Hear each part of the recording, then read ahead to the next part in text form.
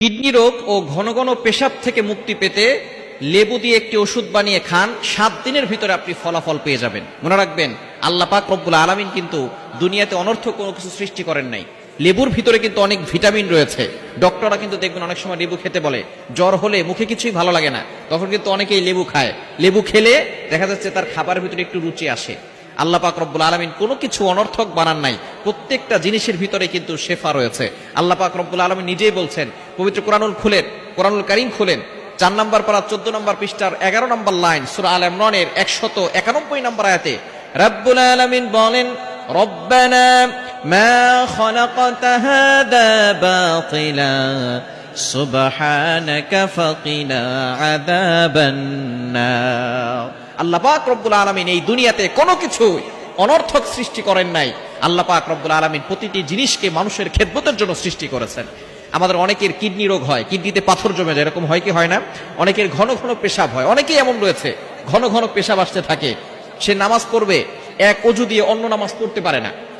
যদিও প্রত্যেক নামাজের শুরুতে অজু করে নেওয়া উত্তম, তবে আপনার যদি সবসময় অজু থাকে তাহলে আপনি যে কোনো সময় ভালো কাজ করতে পারেন এবং অজু অবস্থায় থাকা ভালো। কিন্তু অনেকের ঘন ঘন পেশাব হওয়ার কারণে এটা সে ঠিক রাখতে পারে না, অজুটা রাখতে পারে না। আবার অনেকের দেখবেন উচ্চ হাই প্রেশার হয়ে যায়, উচ্চ রক্তচাপ হয়ে যায়।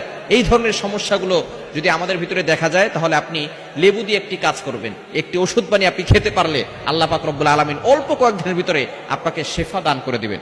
এখন আমরা একটু জানবো যে কিডনি রোগগুলো কেন হয়। সাধারণত অল্প পানি যারা খায়, অনেকে আছে অল্প পানি খায়, পানি খেতে চায় না। আপনি যথেষ্ট পরিমাণ পানি খাওয়ার চেষ্টা করবেন। এই জন্য দেখবেন চিকিৎসা বিজ্ঞান যারা আছে, আমি যখন ইন্ডিয়া প্রোগ্রামে গিয়েছিলাম তখন আমাকে ইন্ডিয়ার ডক্টরগুলো খুবই ভালো, তারা আলেমদেরকে অনেক রেসপেক্ট করে, আমাদের আলোচনাগুলো তারা শুনে থাকেন।